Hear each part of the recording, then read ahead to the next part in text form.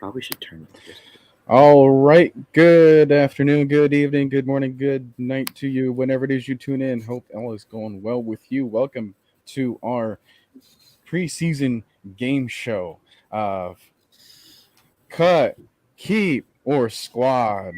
So, took a lot in order to get this done. And as you can see, we are a panel of 3 out of 4 participants, um, but we can make this work. So, for everyone that's tuning in, let's quickly do our real roll call. Starting off, we have Bubba Gump joining us. We have Jerry Bowie. We have Maggie Fontenot. We have B. Tuck and Forrest. Thank you for the subscription, by the way. And we're going to get some more people coming along. But I need all of your help in order to make this game show possible. So, what the standard is going to be is that I'm going to request 3 names from you guys. You can choose any names from our participants. And if you need a refresher as to who is going to be on our team and what position and whatnot, don't worry. I have the depth chart as overlays for offense and for defense and also for special teams. Now, like I said, we have 3 or 4 people showing up. Don't worry, I have a contingency plan for that. Maybe a second contingency plan just in case. And I also have a comparison from what last year's roster looks like as far as the number of positions and who was there. So, introduce ourselves to our contestants, starting with RIPCLIFF. Hi, everybody. I'm excited to get this going. I think this is a very good little exercise that we have in store for you guys. And then underneath us, we have. Hello, this is Alex. Some of you guys may know me as the Y Man, and the Scout is out. Scout is out. Merch is coming out. Scout definitely is out. Just a couple more people tuning in. Thank you. We have Bliss818. We have Lowski. We have Jack Savage. We have Darnell Partridge. We have Mitch Craig. And we have D. Coleman. I only showed him for like a split second, but people were already throwing up over his name. All right, so since we are going to do this. Oh, one last thing. I have a way to keep tabs on everyone's answers because you know me, I'm going to bust out this because I'm spending $10 a month for it. Might as well use it. I have the cuts for each of our contestants, for Rip, for Alex, for our other guest that has yet to show up for us. But just in case, I will throw my votes in the ring as well. We have people for our practice squads, and we have sections for the people that we will keep. So that is how we are going to do everything. So with that being said, I think this is now the time for we can request 3 names from the people in the chat. Again, just give us any 3 names from our roster. So once we have something that we can choose, we're going to start round 1, and then we're going to go over our discussions for who we're going to cut out of that list, who we're going to keep out of that list, and who we're going to put on the practice squad out of that list. So I already have basically most of Rip's answers. I have not completely thought of this yet, so my answers are going to be on the spot. We have Alex's answers that are also kind of in between of not fully 100% thought out, but it's probably going to be more thought out than mine. I have had to do everything as the host. It's all good, man. It's all good. Yeah, you put this together. But I had someone else that was basically guaranteeing that they can list out every 53 and everyone that was cut. So that was not either of us, by the way. No, so here's our first one. We have offensive edition. So cut, keep, or squad, Quadri Allison, Caleb Huntley, and Jared Bernhardt. Okay. What are we thinking, folks? Who are we starting with? Are we just going to do a round or? Alex, I'll start with you. I kind of hate this. You know, you know what? I'm gonna switch it up. I'm gonna switch it up, and this is probably gonna be very inaccurate. But we'll go Huntley, keep Allison, cut, and Bernie practice squad. I think that's where I'm gonna go. Ooh. Okay. And in this, like, since it's gonna be 3 random names, we can. It's not like we got to be like keep cut practice squad each one, right? Because like if they give us like Drake London, Grady Jarrett, and whoever they of course I definitely have a filtration system involved. Okay, I got you. So- Well, in this case, it's I want to keep I'm going to keep Allison, and both Huntley and Bernie go on the practice squad for me. Hey, don't mind me. I'm just Because you got to think we got 16 spots on the practice squad. So like, right. yeah, it's not like days of old where you had 6 guys. Right. There's a lot. So who'd you said you had cut? Well, Huntley and Bernie are going to the practice squad, so they're both cut off of the 53, and then Allison is on the 53 for me. Okay, so you're gonna keep Audrey Allison. I'm just like writing this off. I guess I can kind of show what I'm doing. So just to get and everything, and then you said I don't have a spot for both names. So Well, I mean, like just, I said, just in this hypothetical. well, if in this hypothetical, then Bernie would not be on the practice squad because I would put Huntley on there before. So Bernhardt goes into your cuts then. Yeah. And I have my actual 53 man and practice squad and bottom 7 that we might go over if we got time. Once everything's done, I've got it all typed up and everything. Noah has it. So, all right. I think I'm gonna be. Apparently, I'm gonna be the different one. So in my cuts, I'm gonna have Caleb Huntley. In my practice squad, I'm gonna have Audrey Allison, and then that is not the right name. Audrey Allison, and then keep will be.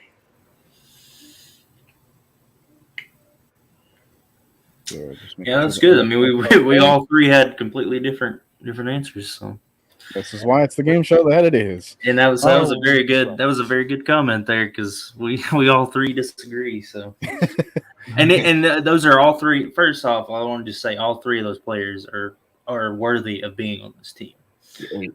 Yep. Absolutely. Sure.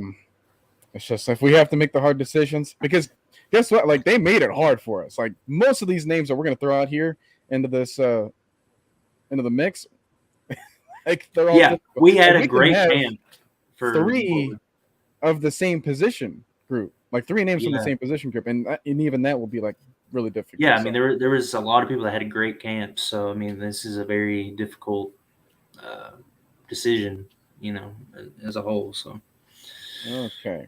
And do we want to go over like our reasons? Case. I didn't mean to interrupt you, Noah, but do you want us to kind of touch on some of the reasons for our decisions or anything like that? So we can do that for a little bit, but I also want to make sure that I have the right thing here. Okay. Because Jay, the missing person on the list, he says that he would take Bernie to the practice squad. Okay. So I'm going to at least give him that addition to his. And wasn't he high on Huntley? If I remember, I mean, I'm just going off of what I saw in the Discord. I think he wanted to keep Huntley, but I don't know how he felt about Allison. Yeah, in comparison to those 2, we'll keep them open for him in case he decides to show up on time, maybe next time. Gotcha. Or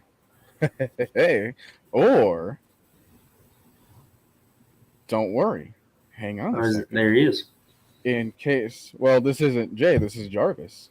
Oh, Jarvis. So if he doesn't show up, guess who can?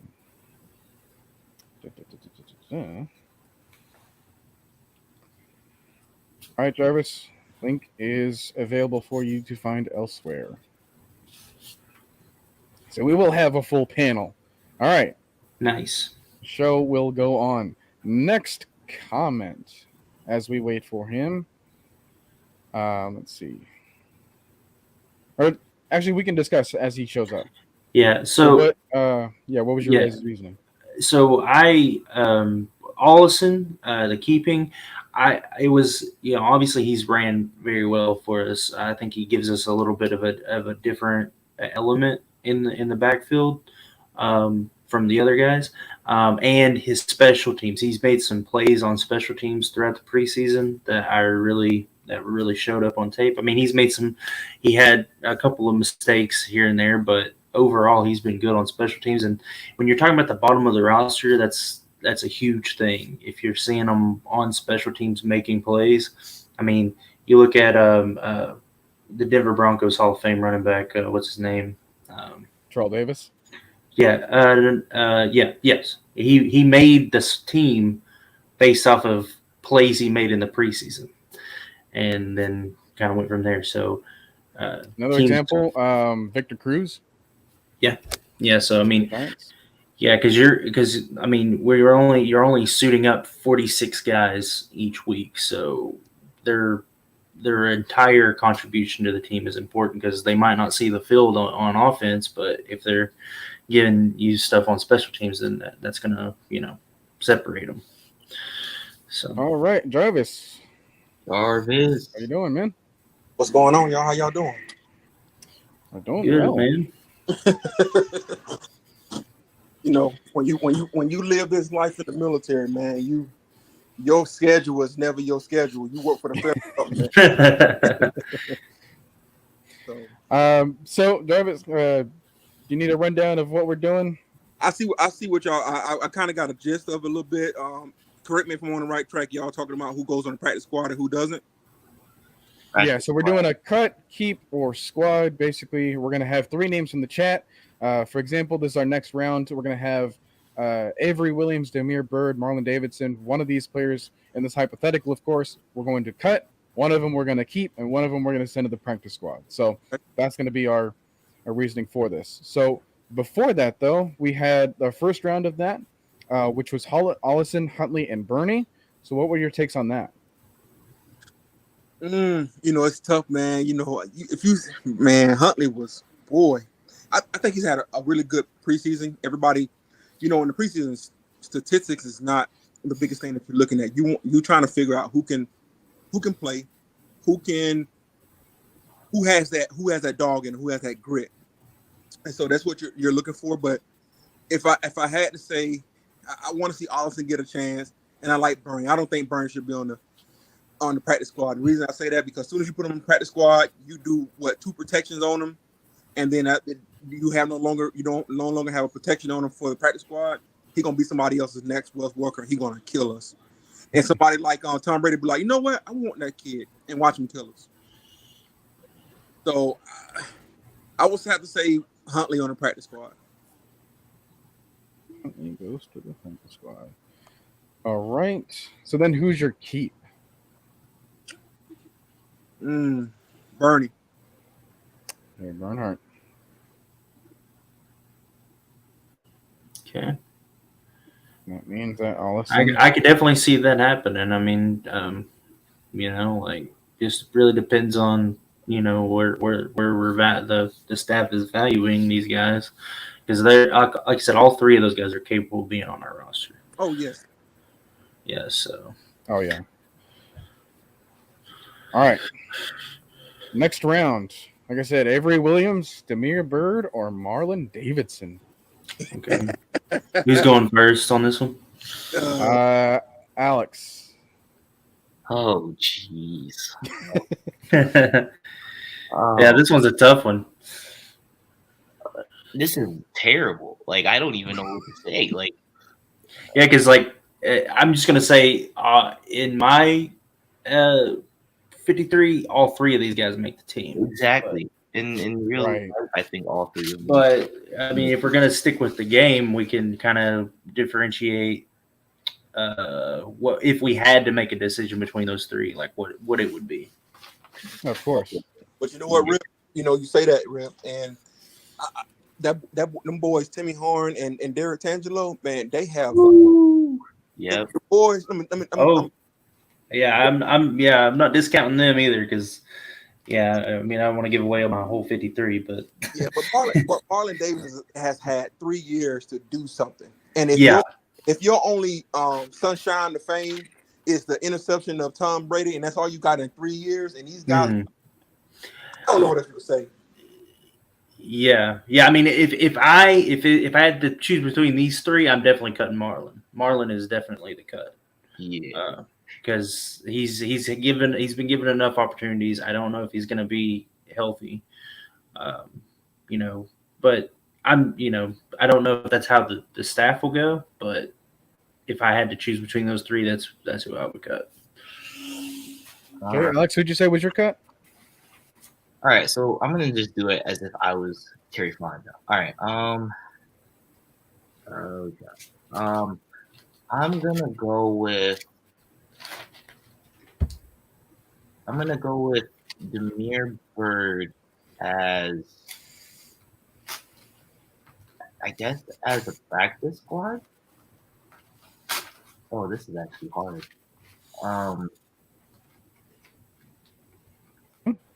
And no, you know what? I'm gonna go Marlon Davidson as practice squad, and then I'm gonna just cut Demir Bird. That's how I'm gonna do it. Yeah. That's rough. Okay. Goodness gracious. Yeah. So then that means that you're keeping Avery. Okay. Yeah. I'm keeping Avery as well in this scenario, just because he's our special teams return man. So that means you're putting Bird on the practice squad. Okay. Jarvis. So I'm cutting Marlon Davis off the rip. I'm sorry, y'all. I apologize. I know we're all about D-line and the trenches here. And D-line, availability is your best ability, right? That is a true statement. I gotta get Marlon Davis. Gotta go. All right. Who's practice squad?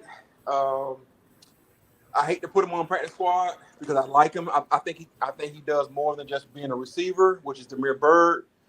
But I think the coaching staff loves Avery Williams a little bit more. So I'll put Demir Bird on practice squad and keep Avery Williams. Oh. So we all agree that Marlon Davidson is on thin ice with this team.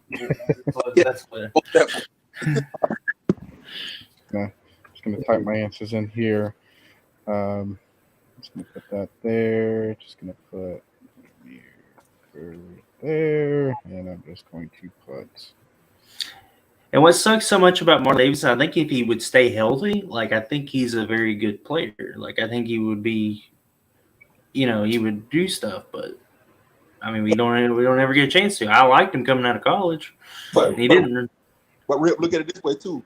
Not only that staying healthy, but Rip, Marlon Davis can't stay in shape. Right. Yeah. Yeah. I don't. It's rough. So all that combine talk. Oh, I love to hit men. It's amazing. I get a chance to get up and I can abuse a man. I haven't seen it. I'm sorry. Yeah.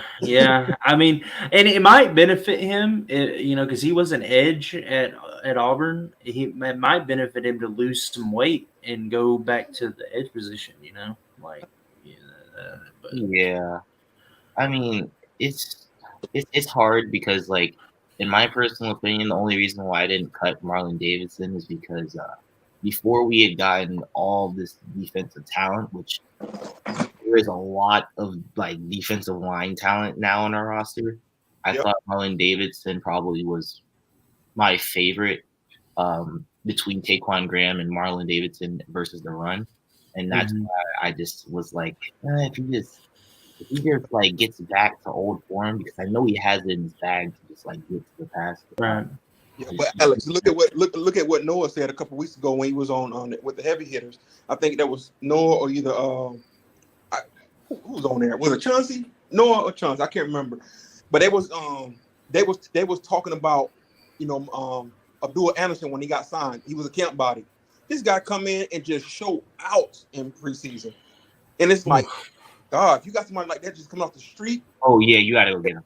and Marlon Davidson is still ain't giving you nothing. Plus he's hurt. Oh man. Yeah.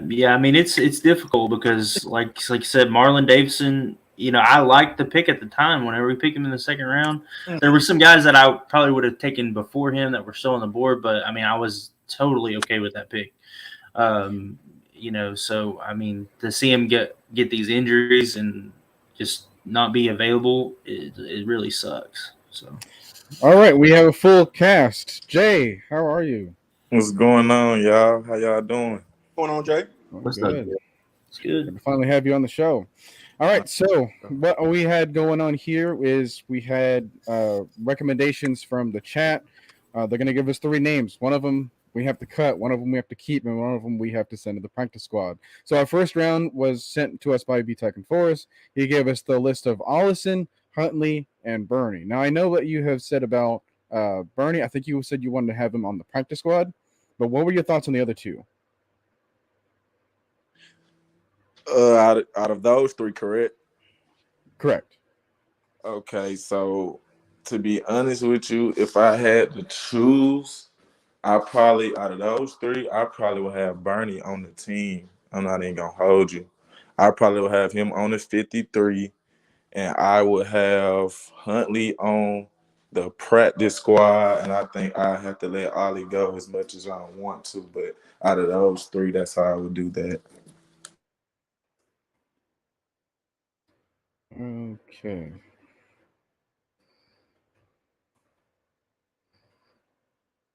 So it looks like, let's see. You and Alex agreed on cutting Ollison.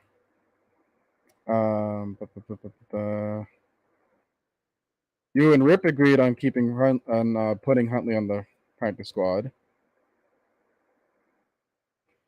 And then you agree with me on keeping Jared Bernhardt on the team. So that's why we have all the people that we do. Yeah, we got drastically different answers for that one, but that was hard because, like I said, there's if you had to choose between those 3, they're all 3 capable of making the team. So yeah, round 2, keep you up, Jay. Avery Williams, Demir Bird, or Marlon Davidson. Okay, out of those 3, I would probably have to let Avery go. I'm not ready. I know we need him as far as his special teams responsibilities. So I might have to think about that a little more. Is this a personal, like what we think, or are we going out what we think the GM going to do? However you want to approach this. Yeah. Because I think out of all of us, you were the most confident to try to predict the 53-man roster. Yeah, I felt like I could have. So if you want to roll with your gut on that, then give me those answers.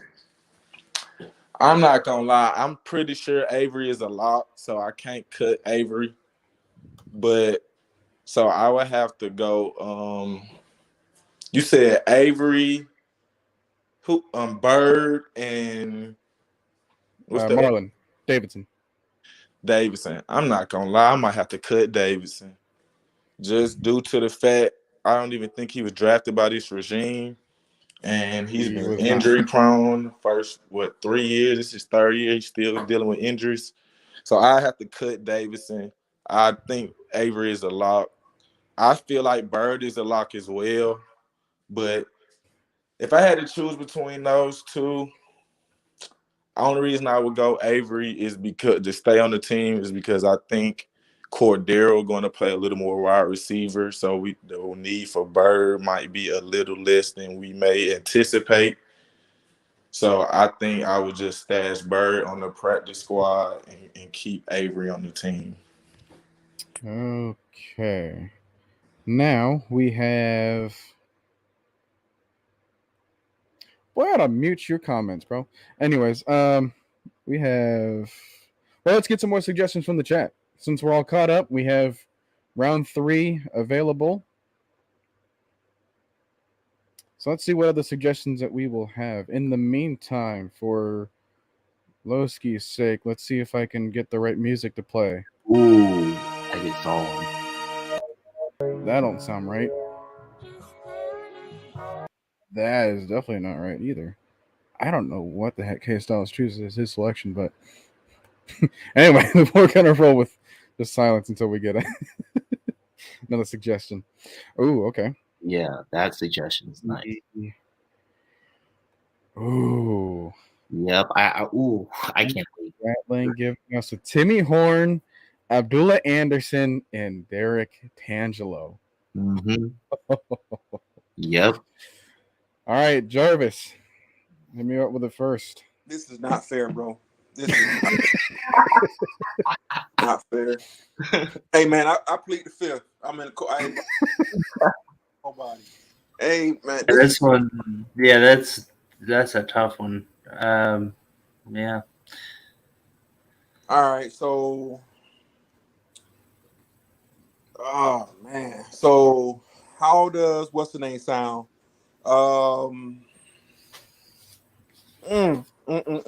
Yep. I'm choosing your favorite child. Goodness gracious. I'm keeping Timmy Horn. I'm sorry. Ooh, okay. That's a.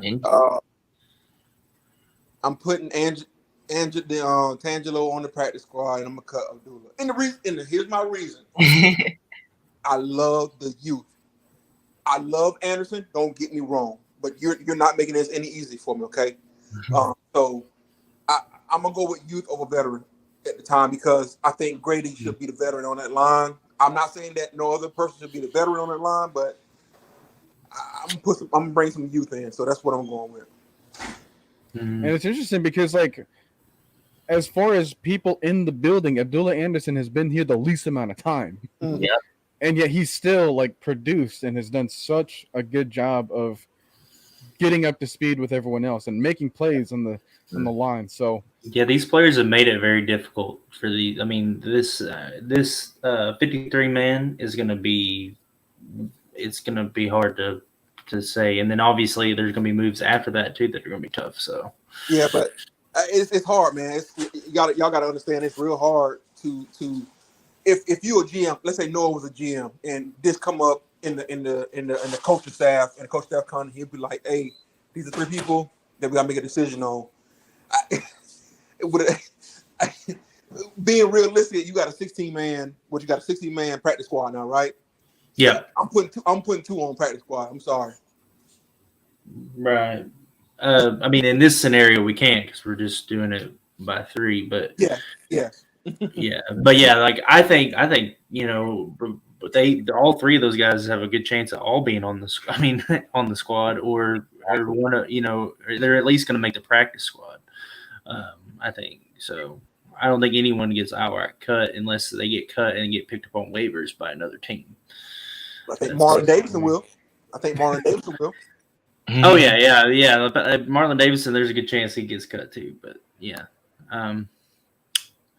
So I don't know if we're going around, but if you're going in mine in this scenario, I think I'm keeping Anderson, and putting Tangelo on the practice squad and cutting Horn.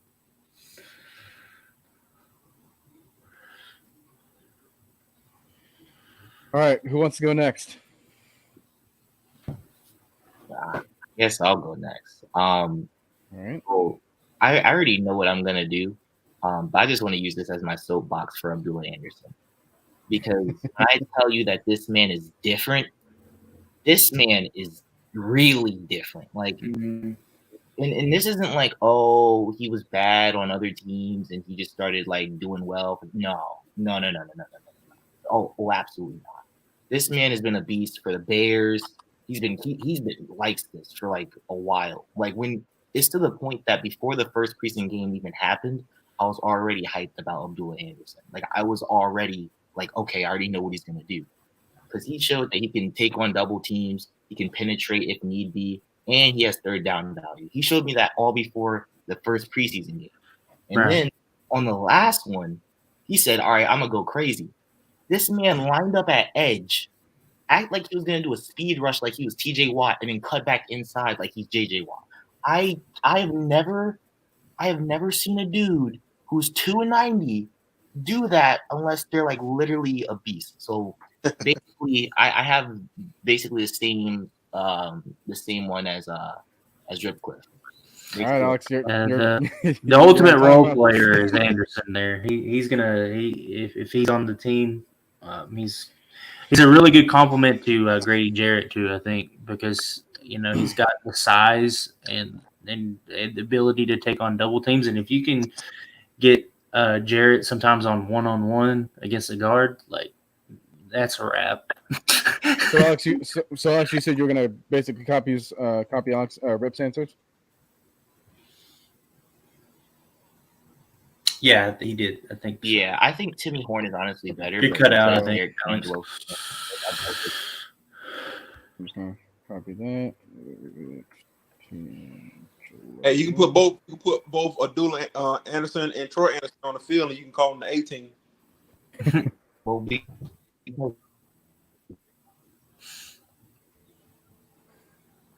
All right, Jay, what you thought of so far? Yeah, I'm with both of them, to be honest. I'm going with, I think we need a little more veteran presence on the D-line, so I got to keep the 4-year veteran Anderson on the team. I love what I seen from Tiangelo, man, yesterday. Like, he blew me away with his performance. So I need him at least on the practice squad if I had to choose. And I like Timmy Horn, but to be honest, I didn't see much from him yesterday. I felt like Anderson and Tiangelo flashed more to him. So I'm pretty much with them. But Jay, I will tell you though, and when you seen the game yesterday, you seen Timmy Horn up the middle though. 93, he was up the middle. He was coming through the middle hard. Yeah. Yeah, all them, I ain't gonna lie, all them ball, I just feel like, man, Tiangelo really went crazy to me. Like, he went crazy. You know what? I think Jarvis is gonna have to be the lone wolf in this. I'm gonna have to put my responses as that. Well, that's good because now like I said, all three of these guys could make the roster, and I'm really high on Anderson and Tiangelo. Not as much on Horn. Like Horn's good, but I'm not as high on him. But yeah, like that just shows you like the hierarchy kind of where we're thinking. But I mean, it could really go a lot of different ways because just like you said, they could be looking at youth, wanting to get youth on that side, and that might take Anderson out. But I just, from what he showed, like that would be hard to swallow, hard pill to swallow if they did that. Can I ask y'all as men on the chat? And it's all for everybody. And it's just a general question from my point of view. With that being said, if any other time we looked into this team and these three guys were on the team prior to showing the skills that they had, what they got right now that they've shown you, could you actually say that Anthony Rush is in trouble? No. Well, actually, I'd say no, because I feel like he proved it in game last year. Like when he came in, our run defense was totally different. Like we let Carolina run 200 yards rushing on us, and we got bullied that game, and we didn't let that happen the rest of the season once we got rushed and Tindell in. So I just think he proved it on the field already. Now we going off preseason, I feel like they did more than him this preseason, but he proved himself last year to me. Now, I will say that he will probably take snaps from Anthony Rush. It's not just going to be Anthony, and that's good. That's a good thing. We want to keep Anthony Rush fresher. If he's on this team, like I think that because I think Abdullah and alongside with a Grady or some of our other guys, I think it's really good because he's going to get them one-on-one matchups because he's just going to take up so much space. So, okay, let me get this super chat here, the $5 super chat from from B Tech and Forest. He says, "I just want to throw this out there. Troy Anderson looks scary good. I'll give him till week 3 to get his first sack." That's That- bold. Appreciate that. Appreciate it. I do. Yeah, that's I bold. do like Because the take. Because in my opinion, I don't think Anderson's going to see the field until later in the year, if he does at all. Like, that's just me, but that's just because of Dean Pease. Not that he's not a talented player, but maybe he could surprise. But Dean Pease is just, he wants people to understand his defense front, back, and forwards, and it takes we saw it with Richie Grant last year. It just takes time for those guys to get up to speed. But I would love to see it. Yeah. Okay. So we have 2 suggestions for round 4. We have one for also from Devontae. Well, we have Mike Ford, D.L. Alford, and Corey Ballantyne. Or we can do D. Coleman's suggestion of Nick Thurman, Nick Kwiatkowski, or Dean Marlowe. Who do you guys want to? I like the first one. I already know Okay. one. Yeah, I got the first one already. That's easy. Well, I'm not looking for easy, y'all. What were the options? Ford, Alford, and Ballantyne is that where we're going? Or Valentine is out of there for me. I ain't gonna yeah. I think there's probably going to be agreement with a lot of that. I mean, mine would be Ford cut, but I mean, Ballantyne and Ford are kind of the same to me. So it's either, you could go either way. Alford is definitely the keep. I don't think anybody would. Yeah. Now, did I think entering this Alford, it's gonna be ugly. yeah. Did I think in the preseason that we would keep a guy named with last name Alford? No, but after seeing everything, yeah, he's definitely on this team. If he's not, I mean, I don't know football if he's not on this team. Yeah. All right. So then this one is also good because we got 3 different position groups, all for the defense. Alex will tell you everything he will know about Nick Thurman so far. Yeah. Geez. Oh, you know what? I'm not gonna do it. I'm not gonna do it today. I'm not gonna do it. You know what? I'm gonna do it. Forget it. I'm gonna do it. All right. So, some of you guys may know, some of you guys may not. Nick Thurman was actually on the roster last year. I think he was more on the practice squad, but he played in the Buffalo game. And quite frankly, I wasn't super impressed when I saw him in the Buffalo game. Like, he wasn't bad by any standards, but I just wasn't like impressed. But for our standards in the run game, he was above average. That's what I'll say. He was above average. This year, however, he just said, you know what, Grady, throw me any wisdom of advice, and I'm gonna take it, and I'm gonna kill people. And that's basically what he did. I knew that he could take on double teams and stuff, but I just didn't know if he could shed or what he could do. That man knows how to shed. He can backdoor people and still maintain gaps. Like, he's looking, I don't want to sound like crazy or stupid, but he's looking like a mini Grady out there. Like, he can play on third downs and probably is better than Abdullah Anderson on third downs. He's really like showing a lot of good hand technique, which was probably my main critique on him. And they're even using him as nose tackle. And I thought that he was an end. Like, they're high on him, and I'm high on him. Like, it's crazy. You don't mind me just doing this one. Rip, you said you would cut Mike Ford. Yeah, and then I would keep on the practice squad Ballantyne. Yeah, and I mean, I completely agree with what Alex is saying. However, that group, can you pull back up the group again? The next round. Thurman is Thurman, Marlowe, and Kwiatkowski, right? Yeah. So the only thing, I mean, I really like Thurman, but Marlowe has shown a lot too this preseason. And he plays in a position that we're so deep at defensive line, right? Like, we can agree that there's a lot of guys that could make this roster. So I'm going to go with Marlowe as keep and put Thurman on the practice squad in this scenario. and then cut Kwiatkowski because I hadn't really seen much from him though. Yeah, real quick, Jarvis, who would you say you were cutting of between Ford and Valentine? So for me, I'm keeping for Alfred, of course. I'm putting Ford on the practice squad and cutting Valentine.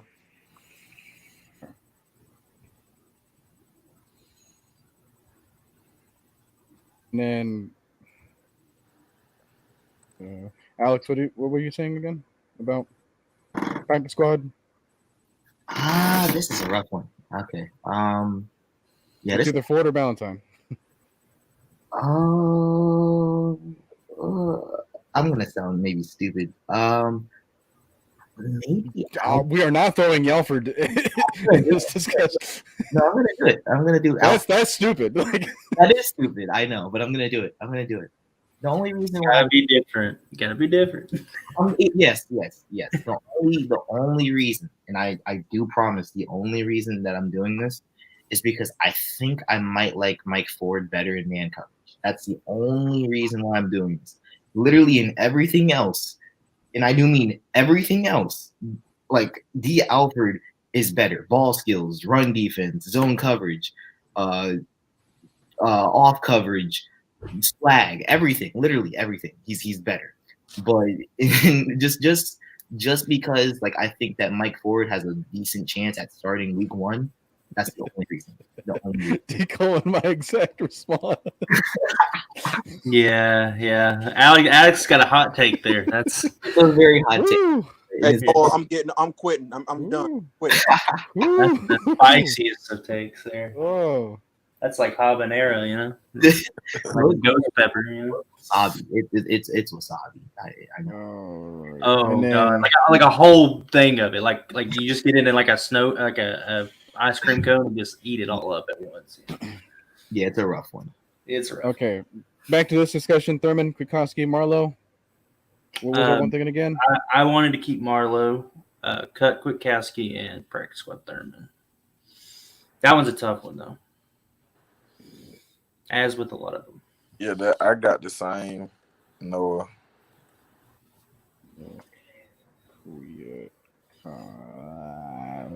And like I said, the biggest the separator between Marlowe and Thurman is just the depth that we have on D-line as opposed to safety position.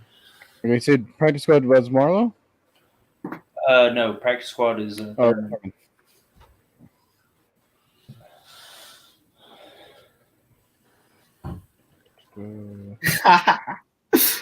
Someone just said whoever put D. Alford on the practice squad just lost credibility. Hey, he had a take, man. Like he's definitely got credibility. Like he said, he even he's also not saying that that's what he thinks is going to happen. He's just in that scenario what he would do. So it's just a disclaimer. I do think that D. Alford is going to make the team over if it had to come to that, which I don't think it will. And I think that D. Alford is better than Mike Ford. I just think Mike Ford probably will start week 1. Situational. You know, like if we need a guy that can play man, if you're looking at it from that way, from what he gives you, that. Yeah. All right, here's my situation, because if we're talking about these 3 guys, the only reason, well, I wouldn't say the only reason, but the big setback is the injury to Dorian Etheridge. I feel because of that. Now, I know that Nick Kwiatkowski and Dorian Etheridge are vastly different players, but in order to have the appropriate amount of depth in the linebacking spot, I might keep Nick. I fully agree. I'm not going to say I fully agree, but I totally understand that. Like, and in practice squad, I might have to go with Dean, and that means that. So you would take Kwiatkowski over Landon? Hang on. Let me think about this, because Nick Thurman has been really impressive, whereas Marlowe has not been as impressive. But I know that it's a thinner position group, so I also should mention that Tease Tabor, who I initially just didn't think was going to make the team, has also been playing good. Got versatility as a safety. I've been wanting to consider Dean Marlowe as such a sleeper for this team for so long, but it's just I get it. It's Knowing tough. everything else that we have. It's tough. Alex, what was your? again? So I'm actually not going to say Thurman as a keep. I think he's going to probably go practice squad, at least in this situation. And I love Nick Lukow. I can't say his name, but I really do like him. I think that he's underrated. I just don't think he's played, and that's probably it. If I had to choose, this is kind of interesting. Probably Nick. I think probably Nick Kwiatkowski, and Would then be your keep or cutting on that. oh for keep. Sorry, Nick Kwiatkowski for keep. So he's cutting Marlowe. Okay. I like Marlowe too. I just think Yeah, I like all of these guys, but it's tough. It's tough, man, especially when you're faced with. I mean, some of these scenarios aren't going to happen. Like there's going to be guys that that Right. doesn't, but And then Jarvis, what was your official thoughts? So I'm getting rid of Kwiatkowski. Excuse me. I am keeping Thurman. I think it is Thurman, and I'm putting Marlowe on the. No. I got it backwards. I'm sorry. I'm cutting Marlowe, putting Thurman on the practice squad, and keeping I can't think of his damn name. Kwiatkowski. Kwiatkowski, yes, him. I just called Nick. Marlowe was because I like Tease Tabor. Yeah, I didn't even like Tease Tabor. I like Tease Tabor a lot too, and I think he's if we're gonna go with three safeties, it would be good to have him because he could be that corner that could be the hybrid guy, Yep. So. And they're all about Honestly, I think you could make a case that Tease Tabor is better than Dean Marlowe. I'm just gonna say it. I think he is. In certain situations, I agree. Yeah. I seen Tabor getting cooked 1-on-1 in the training camp. I don't know. That's why I'm not. I like Tabor as far as like his physicality, his frame, and things of that nature. But as far as like certain things that you look for, it's like coverage. Like I don't. He okay in zone, but in man to man, I think he's chicken out there. Like I don't think he can man up with nobody. Yeah. Okay, so it looks like we have another recommendation, round 6, also from Devontae. Shout out to you for giving us these heated discussions. So, all right, so Tyler Vrabel, Jonathan Harrison, and Jalen Mayfield. Offensive line talk. Rip, I'm gonna go with you first. Okay. So I'm gonna cut Harrison.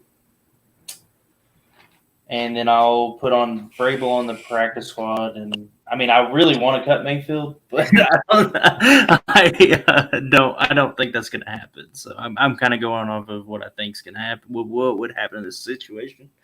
So I think Vrabel practice squad, Vrabel practice squad, and then Mayfield keep. Even though that makes me cringe. I got the same thing, Noah. As much as I hate it as well. I have the same thing too. Mayfield got that experience last year. I'm just going with experience, literally. That's the only. And I mean, you can tell the coaching staff at least believes in him somewhat to keep putting him on the field and trying to develop him at both tackle and guard. Mm-hmm. So they kind of see him as like a potential versatile guy, which they're high on. So I don't see it this year. Maybe next year he might be, get on the chopping block. But yeah, right now. I believe I'm spelling his name correctly. Yeah, it's a weird one. Yeah, it's weird. Yeah, I can't remember, but it's not a huge deal. He's not on this team anymore in this scenario, so who cares? Jarvis, you agree with the crowd? Nope. That's good. I mean, like I said, I can't. I love Jarvis, man. Nope. So I'm cutting Harrison. I'm keeping Vrabel and putting Jalen on practice squad. I fully understand that. But I don't understand the Vrabel. Like Vrabel can be good if he's like that's why I put him on the practice squad. I think he could develop possibly, but just going off of what he's doing in this camp. Yeah, I can't do it either. I think I'm being very petty, man. Don't listen to me. I'm very petty. I get it. Like I get it just because of like last year when you like on 3rd and 10 with Matt Ryan. It's not even last year. It's not even. It's about what I've been seeing in preseason. It's like my thing is for Jalen. I wish the kid the best. I really do. I want him to be a great guard or a tackle, whatever they decide to put him in. The thing is, I think his confidence is shot, and it's like with a young child that playing Pee Wee football. Should have drafted Trey Smith. Is all I gotta say. You said what now? So they should have drafted Trey Smith. That was my guy. And I just like I said, I want the kid to be good. I do. And I don't think any one of us want to be sitting here talking about Jalen Mayfield and how bad he is. I don't think I want him to be great. Great. But the thing is, it's like I said, everybody will keep talking about, well, last year he got experience. But coming into this preseason, you should have been showing us something from that year 1 to year 2 jump. And I'm not seeing that. That is understandable. I'm just gonna add this real quick. I want to take it back to the 2021 NFL draft. I'm sitting there watching it. I'm ecstatic because we got Kyle Pitts in the first round, and then we surprised. Like Richie Grant was my favorite pick because I didn't expect it, and I was like on cloud 9. So then the 3rd round comes. I'm like, oh man, they're getting guys I'm really high on and stuff. And then Jalen Mayfield. I was like. I mean, he could. I could see. And my dad was like, he's like, no, don't play that. You were. And I was like, because I was trying to like justify it in my head. And my dad was like, no, you were really high on the other guys. And this guy, you're like, I'm like, he could be good, but it wouldn't be my pick. So yeah, that's it. Didn't take Trey Smith? Kansas City did, yeah, and he won the starting. I don't know if he's playing left guard or right guard, but he won the starting job there.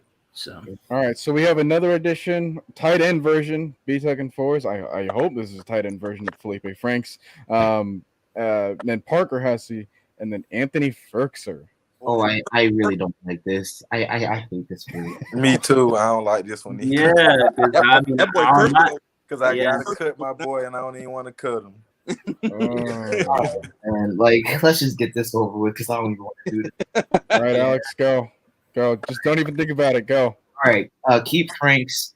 Oh my gosh, I hate him. Parker. Practice squad Parker and like cut Ferk. I hate this. I hate it. Yeah, because I really like Ferkser a lot. I don't know. I love Ferk, man. Like, goodness gracious. Yeah. So with me, I am going to cut Hesse, keep Ferkser, and put Franks on the practice squad. But again, this is a horrible. Like, I mean, it's good, but it's bad. I agree with you, Rip. Only because Franks can play quarterback. Is it the best quarterback? No, but is he mercy? Yeah.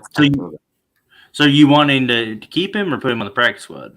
I was saying put him on the practice squad wise because, like you said, it's hard to cut Ferkser, man. It really is because he really is. Like I don't feel good about cutting Ferk. I really don't. He's been showing out too. He's been showing out in preseason. And Hesse's too. Yeah. Mm-hmm. I think Ferkser is pretty much a lock, so I gotta have him on the team. Hesse, I think, is close to a lock, and the only blocking tight end that we can really count on right now, since John Fitzpatrick ain't developed quite yet. He's just a rookie. And I like my Cole Pruitt, but I seen him blow a couple assignments yesterday. So I'm not sold on him being the only blocking. So who you putting in the squad? Huh? Who you putting in the squad then? On the squad. On the practice squad, I'm putting Hesse, and then I got to cut Franks, even though I don't want to. But I feel like we the only team that know his true potential, so I feel like he won't get picked up, and we can just stash him, or we can get him back when we need him if we had a injury to one of our receiving tight ends. Yeah, I kind of feel the same way about Hess. So I'm gonna put Parker Hess. Like he's been getting a lot of reps too, especially with the ones. It really doesn't make a whole lot of sense if I have to cut him. But we think about the amount of time that we spent developing Felipe Franks into being something for the team. Exactly. He's been a commodity that like this regime specifically does not want to get rid of right away. But then we have the connection with Anthony Ferkser and Arthur Smith. Right. I can't disregard that. Exactly. Yeah. It's so hard. Like, yeah, that was a good one. That was pretty tough right there. I damn near would keep all three of them, to be honest with you. I would. I know we can't though, and it's so rough. For me, like Franks is like an automatic starter, but like Parker, like Ferk, I love Ferk to death. And ordinarily, if it was anyone else but Parker Hesse, I would take Ferk. But Parker Hesse, like, it's not just the blocking. Like, I know that he can run routes. If he didn't know how to run routes, I would say Ferk. But I know that he can run routes. It's so tough. Yeah. Okay, I think. Should this be our last one? How are you guys feeling on time? Let's see. Because we have another one from Devontae. Devontae's coming in clutch. So, the wide receiver edition: Cameron Batson, Frank Darby, and Keyshawn Johnson. Ooh, that's rough. That's rough, but in like the best way possible. Jay, I'll let you go first. Okay. For this one, I know Darby a good teammate, this, then the third. But if I'm going off on-field production, I gotta go with. I'm probably gonna keep Batson, man. Out of these three, I would keep Batson. Only reason I'm gonna take, I really want to cut. If it's in a vacuum, I would probably cut Darby. But due that Darby knows the system a little more, he's been here longer. He's a draft pick, and I feel like that he, hasn't gotten a full opportunity to get real targets. Like, even though he's been on the field, he hasn't gotten that many targets through 2 years.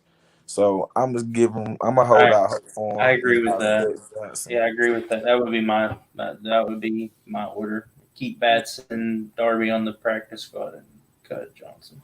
Okay, I'm gonna take care of mine. I've seen some good things from Keyshawn Johnson as a gunner. Yep. I've seen. I didn't see that. That's in my opinion. Then the last game I was paying attention. I was watching that at work and I paid attention to that. Man, come on, man, keep up. Hold on.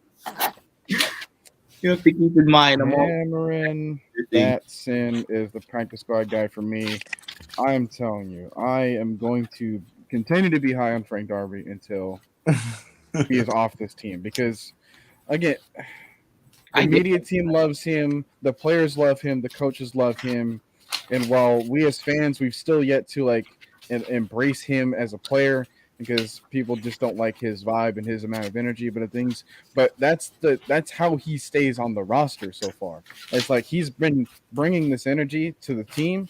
He's been making other people feel really good about being here, and that's a commodity as well. Now he's also been showing the willingness to perform and special teams, and I've been seeing some really good things from him, like as a gunner especially. Like he is on top of it. Now, with Batson, I see him as an actual legitimate receiving threat to throw to more so than Darby. But that when you have to cut down the list of actual receivers you're going to put on the actual battlefield, I think Cameron loses that battle more there, and I think he loses that battle more as far as being a special teams member too. So Darby has won in one of those categories. Batson has not gotten there fully yet, but of course they can always prove us wrong. So that's my take on that. Keyshawn Johnson, he just hasn't been here long enough, but I have appreciated the effort that he's been showing so far. Rip, you said you were going to agree. Cut Keyshawn, and then yes, squad Darby. Okay. Yeah, exactly. Yeah. is. Yeah.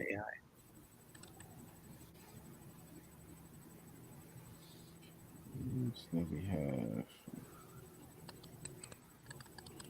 What you thought of so far, Alex? This is rough. I don't even know what I want to value. I really don't. All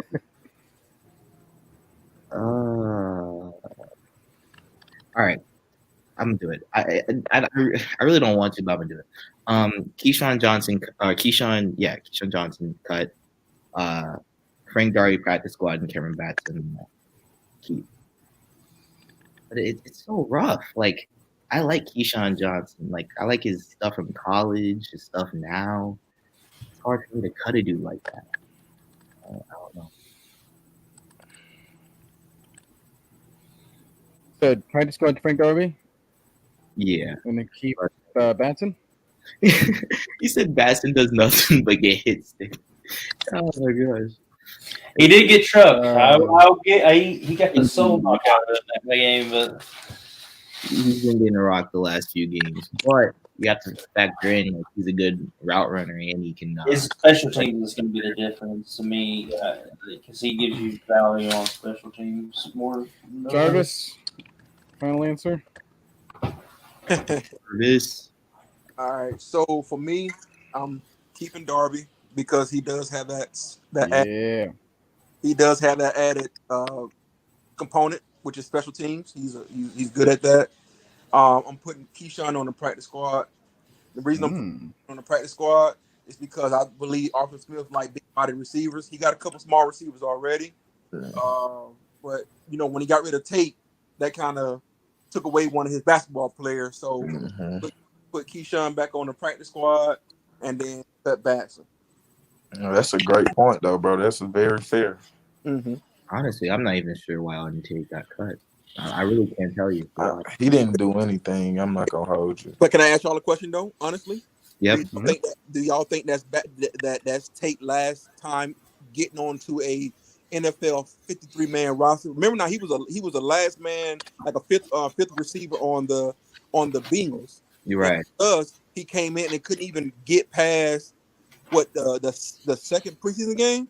Yeah, the second preseason game. And cut all together.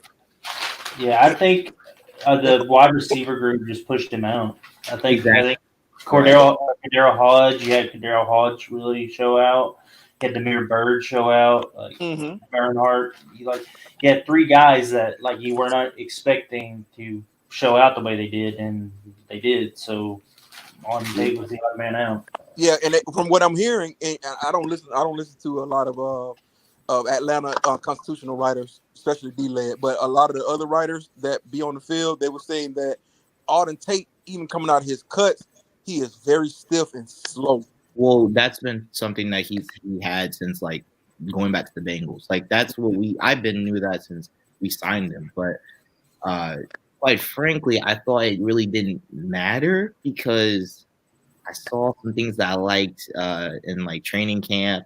He even ran a few routes against Casey Hayward and did well. And I was like, a shot, right? Surely, because I don't even like the fact that you having two quote unquote basketball players on the same field together, Drake London and Auden Tate, because one guy needs to, still separate, even though I think Drake London can separate. I didn't like the idea, but I'm really high on Auden Tate. I don't know. Oh my God, D. Coleman, you are choosing violence, sir. Why? Hey, put an addy in. Hey, put an addy out there. Put an address out there. I'm coming to see you, man. I'm starting to get mad. Yeah, we can't even. I don't think we can do this because there's no way that OZ and Dolman are and Walk and all three of them are key. Oh, now I'm mad. This is a freaking boss. All three of those are locked. All You three of those guys are locked. So I don't even really want to say because that there's just no way that's even gonna be. Any other suggestions instead? All I'm saying is if we would have went with that suggestion, just leave mine blank. Don't even put that down. Yeah, I mean, do not blame you. Those are three starters. They're gonna start on this team. So you could have told any other person, but you said OZ Dolman. What, bro? Yes, you know what you did. You know what you did. Yeah, we can't. not even just guys that are good and also great, like people and like great in the media and speak highly about the team and like you gotta choose those players. Like really, that's what we're doing. Okay. Mhm. Okay, so apparently we weren't interesting enough this entire time. All right, I see it. That's cap, dude. He trying to make us make some tough decisions. Exactly, but D. Coleman, there's a thing of going to the ledge of the window and then jumping all the way out of it. Yep. All the way out of it. Yeah. I mean, we got to be realistic. It's some. I mean, all the other ones have been. I mean, I could see those conversations being had. Like, Should we do it? Should we go ahead and do it? I don't even know. I mean, I don't even know. I can't do it. no. Okay, I mean, I couldn't do it. I mean, don't put yourself to that. So I got a question for y'all. We can't do that. If it came down to who has produced more or what you need more as far as positional value, what would y'all lean towards? I think I would cut Walker if I had to. I love Mikael Walker, but Ozzy, I think I got it. Yeah, we're gonna kind of get into that as like the last portion of the show. I think I'll do like 10 rounds, so we're gonna have one and then one more suggestion after that. So I see another one from me talking for us. We have Eric Harris, Dean Marlowe, and Darren Hall. How do you guys feel about this one? That's a good one. That's a good one, yeah.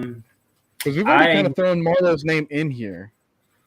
I am. So if you guys want to change that up a little bit, throw another name in the hat there. Yeah, I mean, we could do it.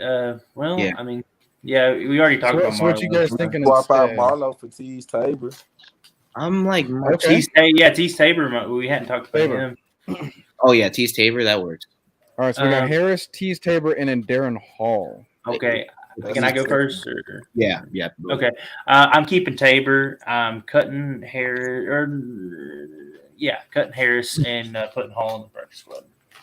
That's basically mine. Actually, is that mine? Okay, so keeping Eric Harris. No, cutting Eric Harris, practice squad. Tabor. No, Hall and keeping Tabor. Practice squad. Okay.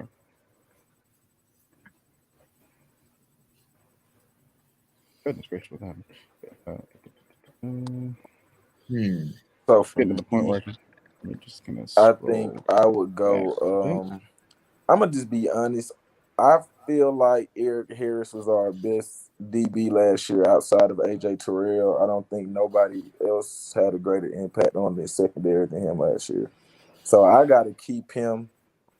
Darren Hall, I loved what he brought last year as well. So I would have to put him on the practice squad, and Tabor will have to get the axe for me. Okay. Yep. All right. Jarvis? I gotta say the same thing like Jay said, but my reasoning is different for Darren Hall. So Darren Hall on the practice squad, only the reason being is because he need to work on his footwork. If you watch this last preseason game, he was getting work. I mean work. They actually went to his side about 2 or 3 times. Yeah, twice in the same drive, and one was on coverage where he gave up that 35-yard bomb, and the other one was in zone coverage. He just need to work on his footwork. His reaction time is a little slow, and it's only because of his footwork. I don't think he's stiff in the hips and that like that, but his footwork is lacking. Yeah. Oh man. Yeah, I agree with you because if his hips was bad, he wouldn't be able to play the nickel. You can't play the nickel with the hips. If his hips are he's for definitely sure not playing in the nickel. Yeah. So where are you going, Alex? I'm probably gonna go the same, and I would have had Hall. I would have had Hall as a keeper if I didn't watch the third preseason game. I didn't watch the third preseason. The case for Hall at number 2, but like so you're cutting Hall? He's no. He's gonna be practice squad. But goodness gracious. So you're cutting Tabor? Oh no. But no. Okay, Eric Harris cut. Keith Tabor. keep. Yeah, I love because I think he was meaning that he's going the same as me. Because Yeah, I'm going the same as you. You're right. Yeah, my bad. Okay.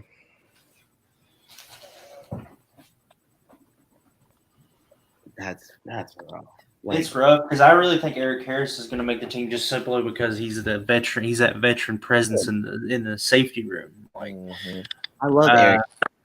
Like yeah. I love him as a person. Like he's a great dude. But that man, I will say this: Eric Harris is a great dude, but in man coverage, ooh, that man can cover to save. Right. Yeah. I mean, he's a liability sometimes in coverage, but the veteran presence thing is a big thing. They try to downplay back on tight ends because of him. Like goodness gracious.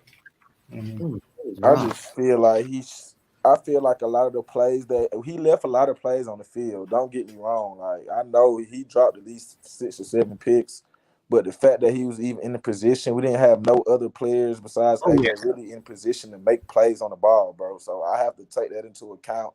And then for 2, I just feel like him being his second year in the system, second year on the team, he should be more comfortable and he may convert on 50, 60% of those plays he missed last year.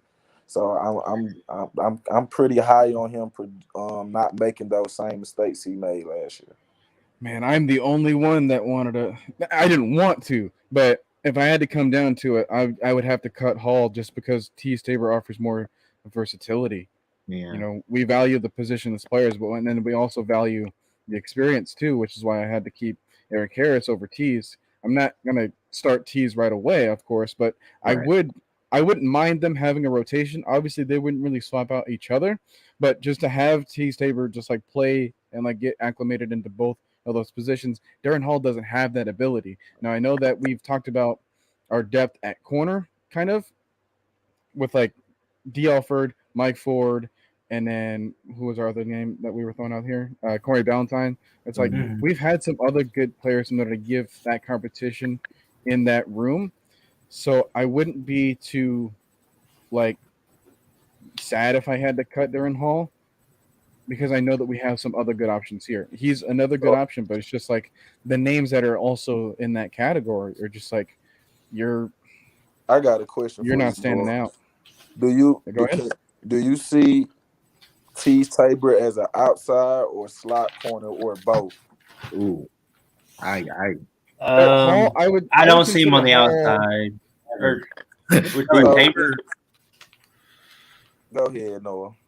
Yeah, Hall's my outside corner.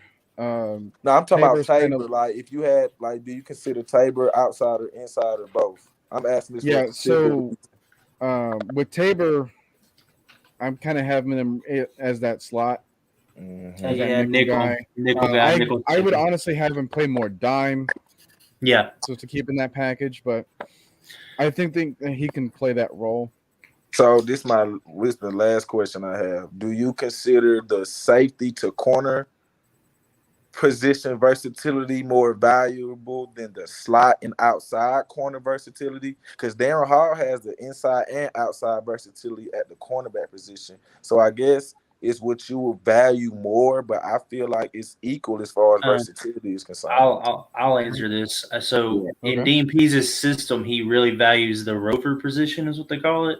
That's like your Kenny Vaccaro type deal, where it's like a big nickel. That's what he wanted what he wants Oliver to play. I think Tabor fits that mold better than Darren Hall, and so yeah, I think in our staff, I think we would value a Teez Tabor mold better than the Darren Hall. Okay. Yeah, MJ Edwards had this question to say. He's like, why do y'all think Edwards hasn't played? He's only 23, 25, so I don't think he qualifies for the veteran discount of doing nothing. So is he hurt, or does he not have a connection with the quarterbacks like Tate? I would say that he did have like a shoulder injury at some point. Yeah. And it was like one of those situations like Drake London. You know, like I think he's easily considered one of the starting guys. For sure. You throw him right there with OZ. So yeah, it's not that he's not done nothing. It's just that he's kind of in the same position as Drake London. It's like I think he's already been established so far. He's already proven to be a starter in the league already, and has put up some. We traded him. Stats. Yeah, exactly. You know, we gave up assets. He's not. Yeah, if you look at his yards per catch on his career, It's like 17 yards per catch. This dude is a deep threat, and he's also a jump ball kind of guy. That is exactly what our offense offers. And his yak numbers are identical as far as yak per attempt is AJ Brown-esque. So I didn't know that. Exactly. he just ain't had the attempts. Now the Yeah, sample he is- size is way smaller. Don't get it twisted. The sample size is smaller, but as far as per attempt, yeah, it's right around that area. So Yeah, we I think could his see- tape won him the position before he even stepped on the football field with us. So Yeah, I did see Brian Edwards. 'Cause I've filmed from a training camp because someone posts it online. Like one of the media dudes posts it online sometimes. I did see Brian Edwards practicing with a yellow jersey, and he was the only person practicing with like a yellow jersey on. So I mean, I think that's like a signal that he's injured or taking it slow. So that's probably why we haven't seen him outside of yeah, the he's Jets. probably got some minor injury like Drake London does, and they just don't want to exacerbate it. Okay, so we have. Do we want to let this be the last round? Sure. More tight end talk, fine with me. and then we're gonna have. We're gonna do some sort of a comparison. I guess we're gonna make a guess as to how many we will have in this position group. It's kind of. It might be a little bit separate from what we're talking about here, so to kind of keep certain things intact. So yeah, Tucker Fisk, Michael Pruitt, and John Fitzpatrick. Ooh, can I go first? Sure, go ahead. So I think this is gonna be like I'm gonna say if you already thought that I said some spicy stuff, you're gonna wait until this one. 'Cause this Oh, one. jeez. So recently, no one knows this. Recently, I just found out what Tucker Fisk actually does well because I couldn't find out what he did well. Like I just didn't know. Like whenever he would play, I just don't know what he does well.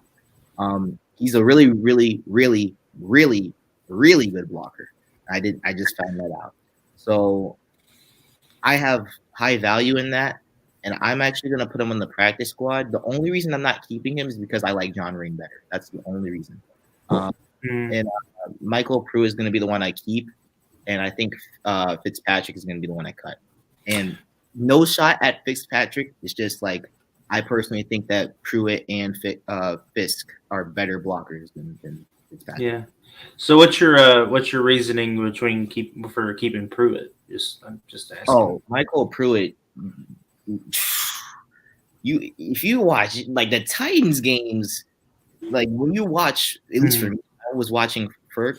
I couldn't like not watch Pruitt whenever I watched Ferk. Like that's just how it happened.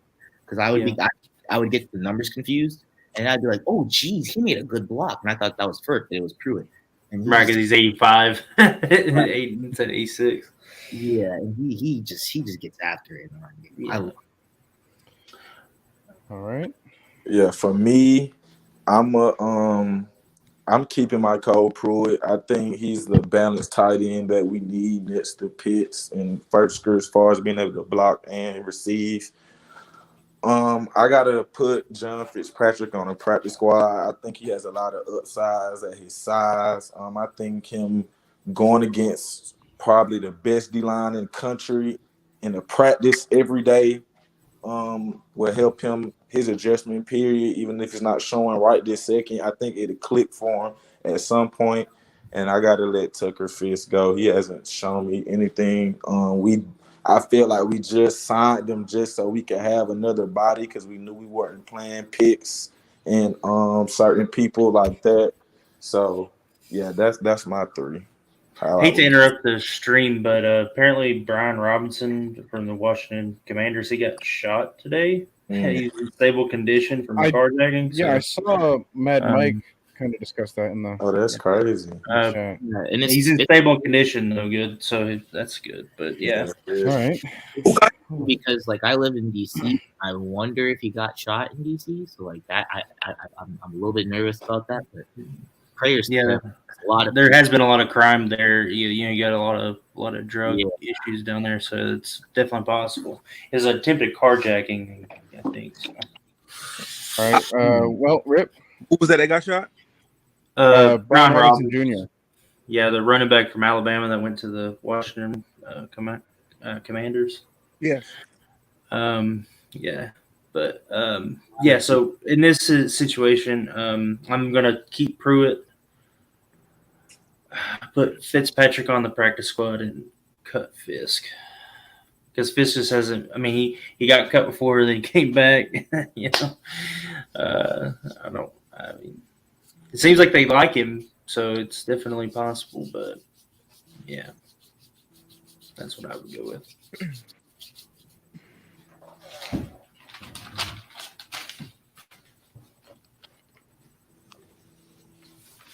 Jarvis? All right. So for me, if I'm Arthur Smith, I'm thinking I'm a tight ends person. Not only am I an offensive lineman, and I love my offensive line, but I'm a tight end person. So I spent the draft pick on Fitzpatrick. So there's no way I can get rid of him. So the way I can get him to build up is put him on the practice squad.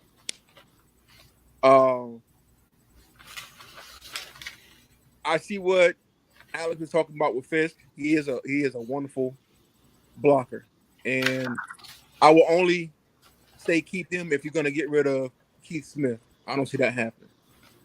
And so I'm going to cut Fisk, and I'm going to keep Michael Pruitt.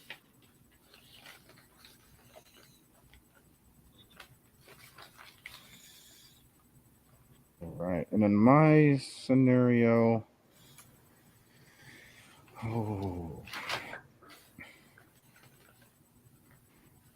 let's see. I think I might have to crank up Jarvis's reasoning to keep Fitzpatrick to 11.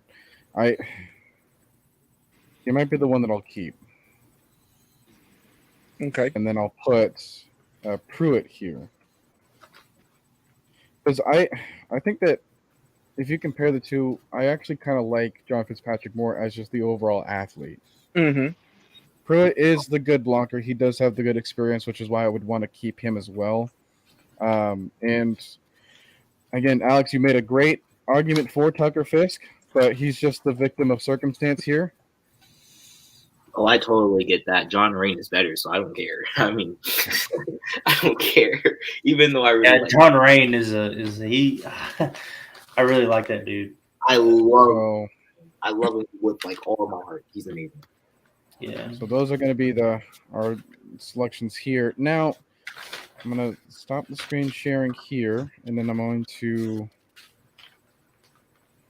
do a quick little comparison from what we have now from what we had last year. And then we're going to end off the show at about an hour and a half in. So we got 8 minutes left in order to get the show underway. So these were our 3 quarterbacks from last year. These were our 3 running backs last year, including the fullback position. These were our 7 receivers last year. These were our 3 tight ends here.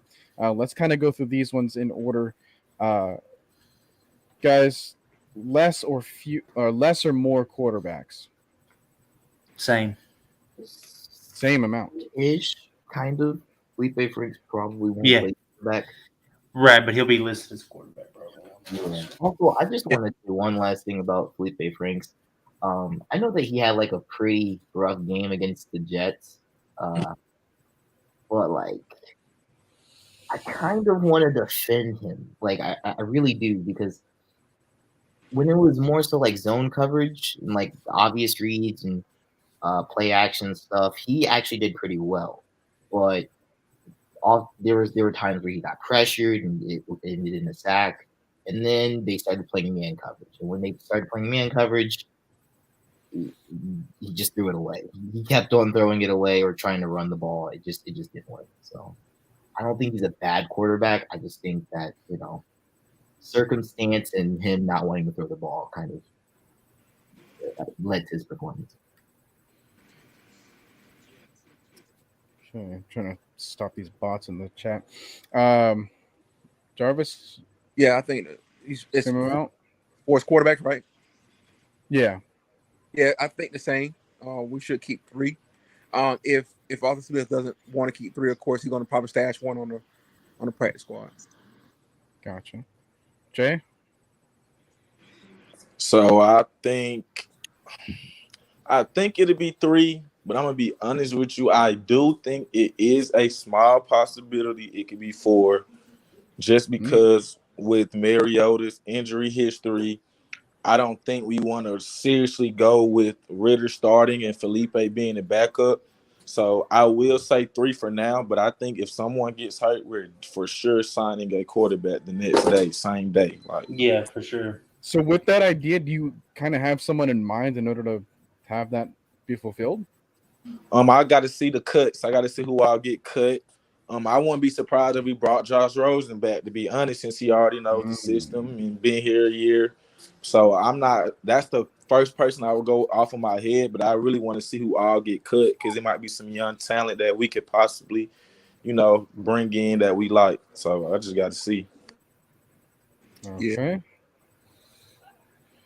All right, moving on to the running backs. 2 running backs to start the initial 53-man roster. I don't think that's going to cut it here, but you have to recognize Cordero Patterson here is listed as a receiver. Do we see that situation happen this year? No, he's the running back. He's going to be listed as a running back. I do. I think I still see him listed as a receiver, just to make room for probably an extra running back. Oh, that makes sense. Well, yeah, I think that makes sense, but at least in my because remember, this isn't like going to be like set in stone as to what they will always be. Obviously, right. When it comes to these like positional groups, you can see a lot of versatility from them. I mean, like we've seen Allison, yeah, like we've seen Allison as like a split out in the wide spot for a screen pass. It's like, yep. I think I kind of agree with Jarvis. I think that I might see CP listed as a wide receiver for the moment, and that gives us the opportunity to get more of a glimpse to see what our running back room would look like. Mm-hmm. But that being said, I don't know if I would have 3. I might have another member, which would make. So if I had to grow one in this scenario, I might have to have 4 running backs, but then 2 quarterbacks. Yeah, that's rough. Or unless, like, subtract another wide receiver. But I really want to see Bernhardt in the regular season. And we have way too many tight ends in order to kind of narrow it down there, especially when you're having, Kyle Pitts taking up one spot, a blocking receiver, or a blocking tight end taking up another spot, and that's only one option left. After that, these bots are getting on my nerves. But, yeah,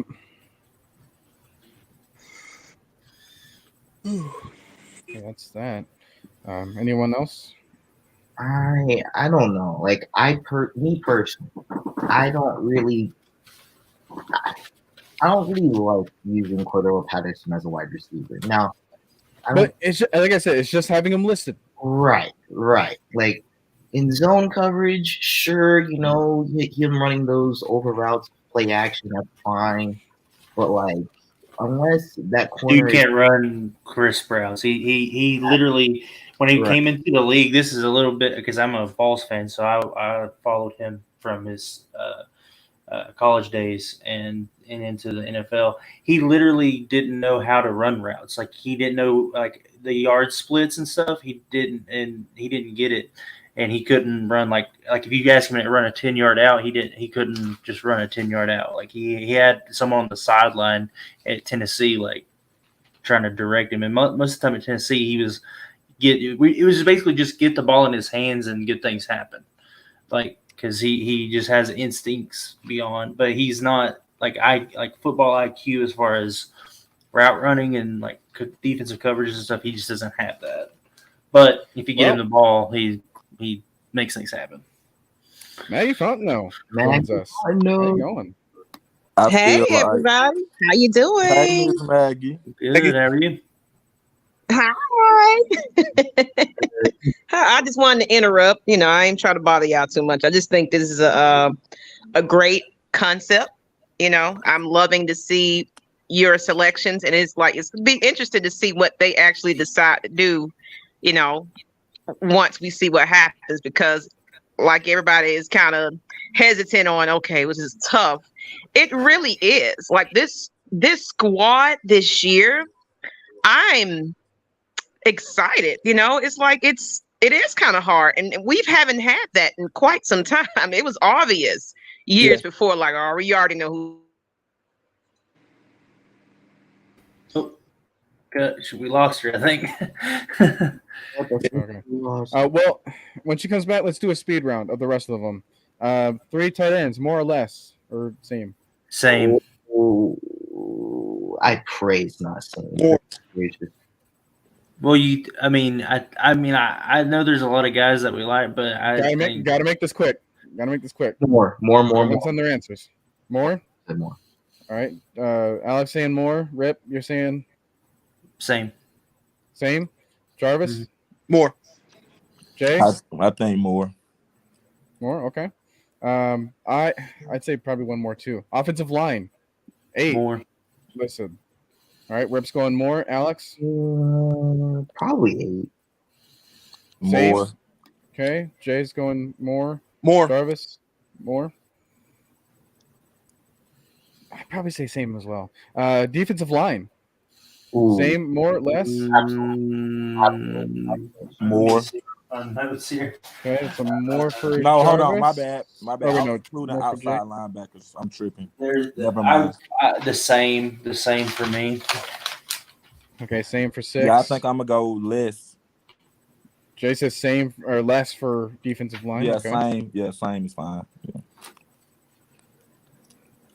Alex, More. 100%. I can't choose. more there. Okay. I might say around the same too. All right. Yeah, my Maggie is phone back. won't be great.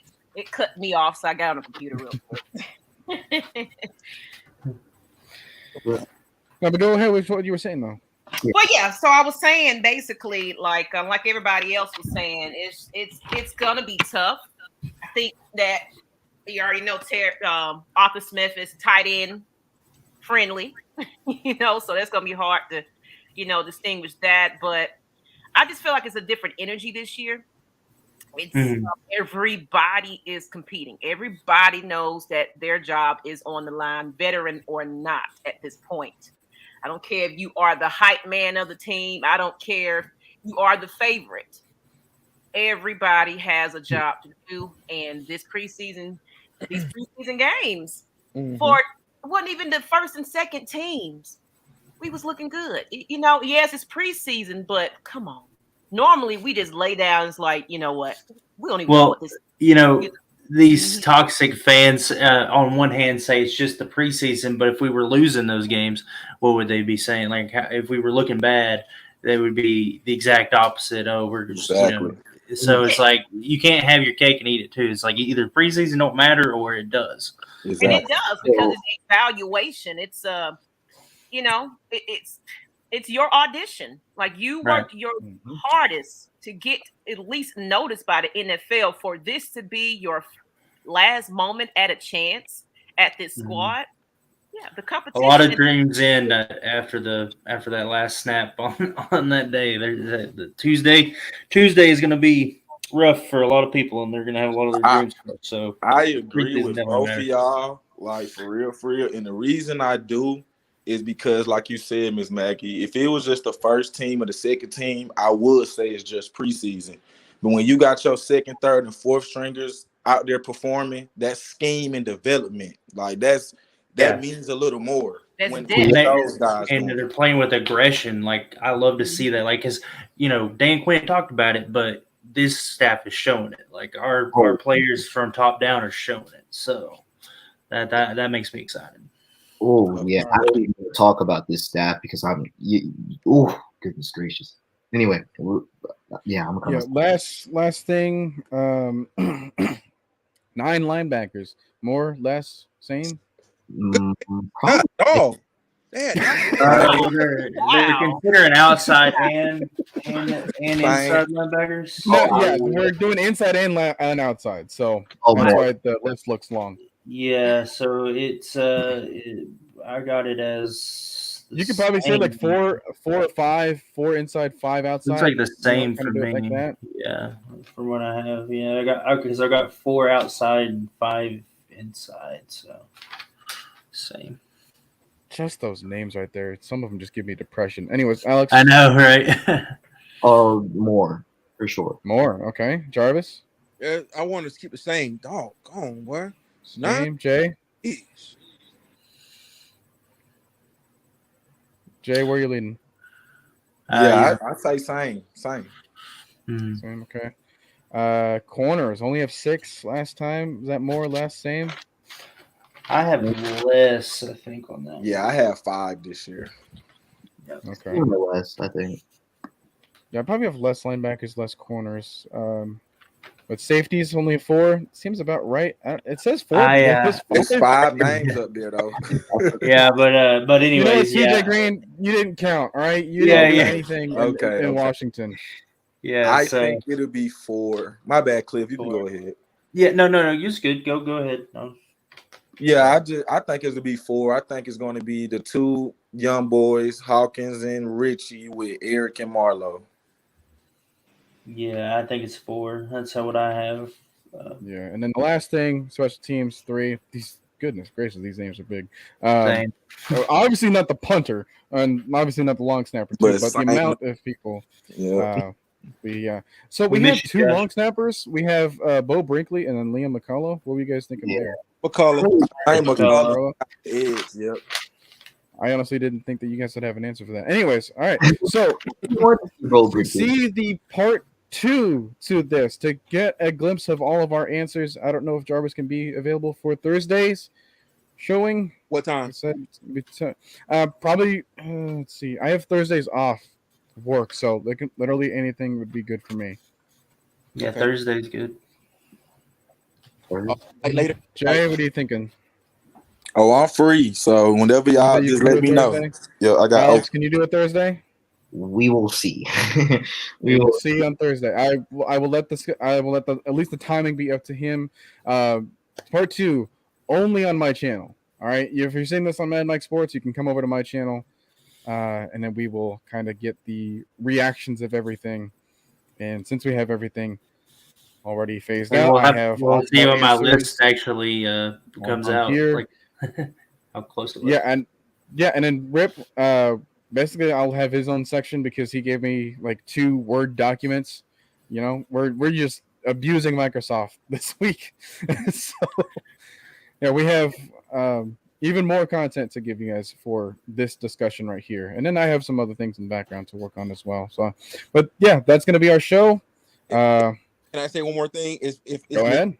Is Maggie still on? Did she go on? I believe she is. I can kind of force her back on. There she is. I'm back. I'm just in the back. So, Ms. Maggie, so I've been watching everything that you've been doing. I want to give you your flowers.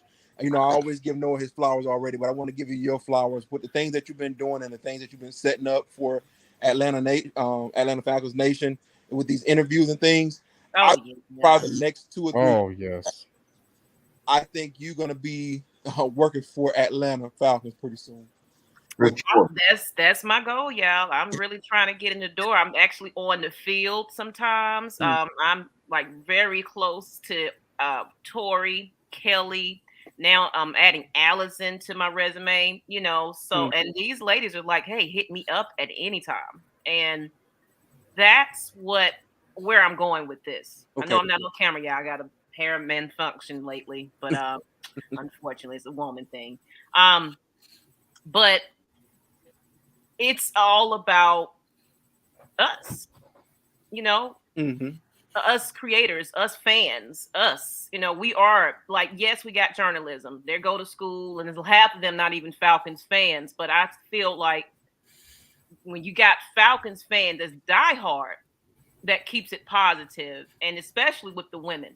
Yes. You know, it's not a lot of us out there either that is confident in doing this. So it's like I've been a pioneer. I included Lisa. You know, Lisa is part of our thing now, and it's like it's more women. Like, you know what? I'm interested in this. It's rare. It's rare, and it's just all love. And Jarvis, I know you've been on the show quite a few times. You know, so it's like I appreciate everybody that just pushes us out there, tune in, and Noah. You know, he's coming up with these wonderful ideas. Y'all make sure y'all subscribe to his channel. Please do. Let's get him on 1K just like we had K Styles.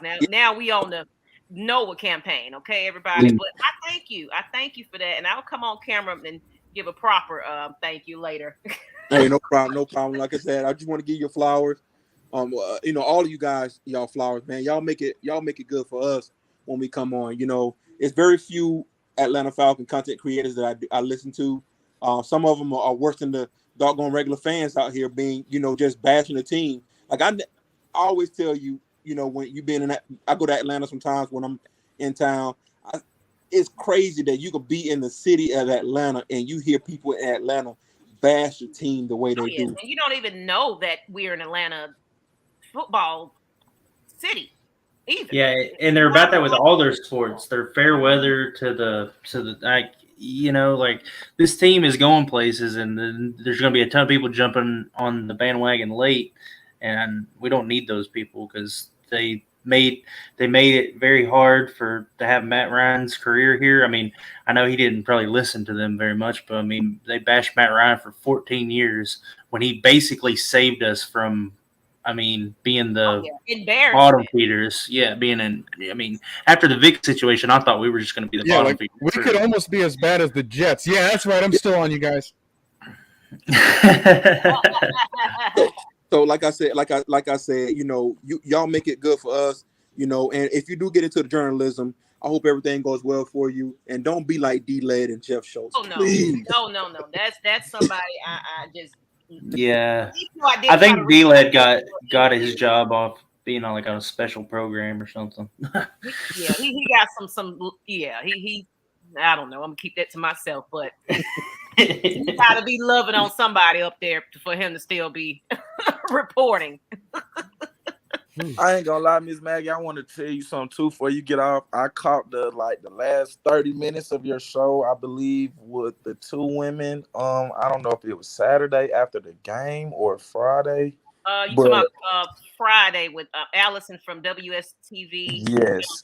And Lisa, that's our AFN new co-host. That we okay. And I was able to catch that, and I actually watched it on Twitter. I watched it through the Twitter app, so I suggest everybody start posting their live streams on Twitter because that's really the easiest for me to just hop on and watch. But anyway, I was so pleasantly not surprised, but just overwhelmed with how well y'all knew the game collectively. Like it was like just a breath of fresh air, to be honest with you. Like it's hard talking sports with women sometimes, and trying to explain to them certain things, but it's like y'all got that so under control and it's so easy for y'all and it's so natural. And I just wanted to say I really enjoyed that show, and I didn't necessarily, I'm not saying I didn't expect to, but it definitely it went over my expectations for sure. And I get it because most women aren't just cheerleaders or, we got a cute player on the team. And it's like, yeah, I'm going to go for him because of that. It's rare to find women that, because I grew up watching football with my father. I mean, I didn't know what was going on at first, but Super Bowls, I watched them all. And then that year that we went to the Super Bowl ourselves, man, that year right there is when I fell in love with everything. And of course, Vic, and it was endless after that point. But I was in elementary, middle school when I really started buckling down. Like, okay, I need to figure out what's going on here instead of, hey, Dad, what's happening right here? What's this? So I just fell in love with actually watching the schemes and plays and just learning it myself. It makes it more enjoyable than just like, I don't know what's going on. I just know we want to win here.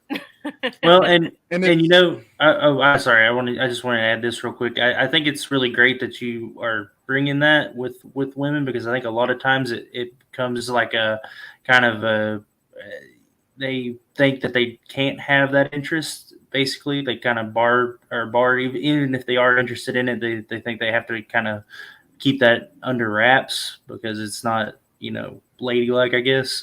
But I get called all kinds of what you talking about. You don't know nothing. So it's a lot of critique and ridicule. And then I see it with the journalists too. The ladies, they like Tori just was called out about her being a Desmond Ritter fan.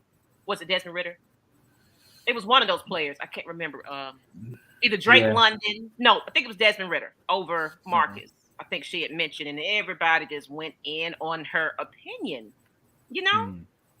I'm gonna tell y'all right now. Y'all better not let Magnus, LT, and Rick hear y'all talk about talking about Miss Maggie and her. Oh, don't you dare! Yeah, don't you dare! Yeah, I mean, what I was gonna say last thing, and then we're gonna have to end the show. But yeah, it was your knowledge. It was your want to learn about, asking the questions, asking your father. And it's like all that knowledge and being able to do something with that, like creating a show and like having all this roster of a crew that we have right now. It's like that interest was like building up over time, and you were able to take advantage of that and capitalize on. And that's another thing too that we've been seeing a lot more women involved in. It's like Kelly Price and Tori McElhaney, they now have their own like co-hosts of their own show. Yeah. And it's like it's really amazing to see the progression of that moving forward. Like I would love to have even more females that I can kind of reach out to and kind of do these own kind of shows with. So it's like it's just great to have that availability of just such a diverse crowd. It doesn't have to be like specifically Atlanta people here too. Like I'm in California and I'm hosting these shows for everyone else. It's like all across the country. So I'm in Tennessee. Exactly. And you Alex said that he's in DC, right? Like Jarvis is all over the place. but Noah and Alex, y'all some real ones though, because guess what? You in California, Noah and Alex is in Washington.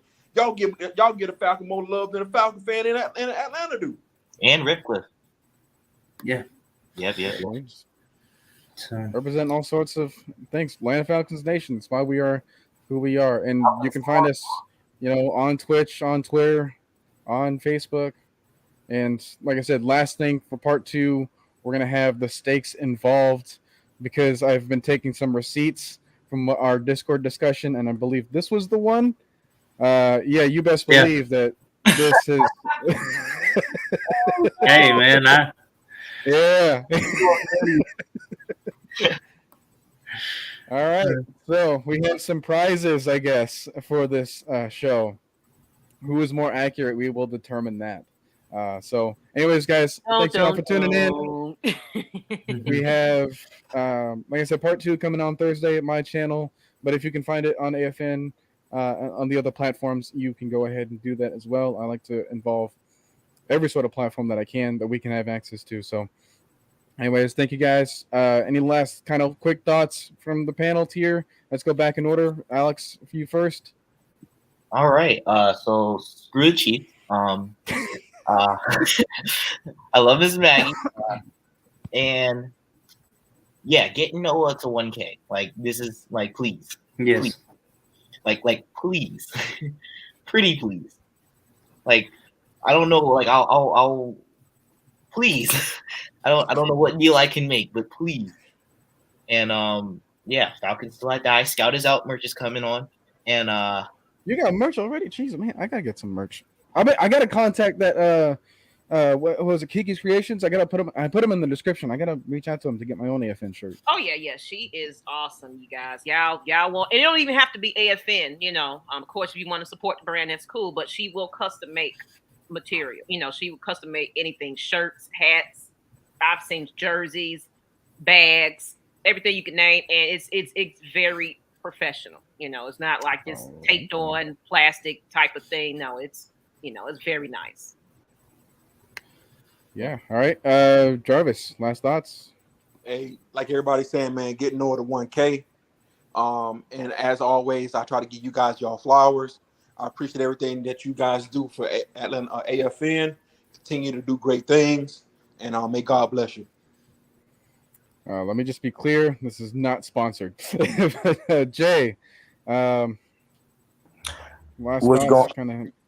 I just want to shout out you, Noah. I want to shout out Miss Maggie. I got to shout out Mad Mike. I want to shout out everybody on the panel. I want to shout out everybody on the comments. And I want to give a special shout out to my boy Cliff, because we go at it every day on Discord. But we agreed on a lot of stuff today. So, for sure. But that's about it, man. I'm just unapologetic about my opinion, so it comes off bad sometimes. But, yeah. All right, Rip, last thought. Good, man. Yeah. So same thing. I mean, everybody. I love this. This was probably my favorite stream that we've had so far, and I'm trying to get into the content stuff a lot more because I feel like it's needed for Atlanta, because I just, I go into YouTube, I go into different websites and stuff, and there's hardly anything worth a while, other than, oh, our quarterback has got a noodle arm or what, this and that, just horrible takes, and we just don't have the media that other other sports teams have, like the Cowboys and things like that. And I think that would help engagement if we could build up a nucleus here. So yeah, wanna be me, Mad Mike? What you got? Final thought. Man, Hirsch. I came in here to get on Jay. He thought he was gonna get away, but I got your ass this time. I finally caught up with your ass. I gotta get in the camera for this one. Nah, yeah. Looking good out there. He been talking crap for a long time, man. I got you, Jay. I finally got you. Hey man, no. Hey man, like you said, man, we do well, I know for myself, I go out of my way to make sure that women on our panel are treated exactly what they are. They're queens, and we don't disrespect them in any old type of way. All right, we're gonna make sure that they feel welcome, because you go outside of sports, they not gonna get any respect. They don't respect Tori. They don't respect Allison and Kelly. Um, as soon as they have an opinion, we go straight to it. Woman, what do you know? And a lot of people don't know. And if you don't know, you know now. Maggie, Lisa, they do a wonderful job. Look, I can finally stay the hell out of the way and relax. And that's largely due to the fact that Maggie is a boss as hell. But two, Yeah, I they might do be. a great job. They just do a great job over there. Like I said, I don't really have to do a lot. Like it's getting to that point where it's all because of them. So no more disrespect, all right? No more disrespect. But the hell with Mike, you, Jay. All right, the hell with you. Nah, for Mike, you got sure. someone else calling you out. Just keep them coming with these WWE promos. But yeah, that's gonna be all for us. Again, appreciate you guys tuning in. We have our part 2 on my channel only Thursday on YouTube. If you're watching us on YouTube, my channel only. You can still find this on other platforms, AFN, and that's gonna be the show. And we are out. All right, y'all. Y'all be blessed. Peace.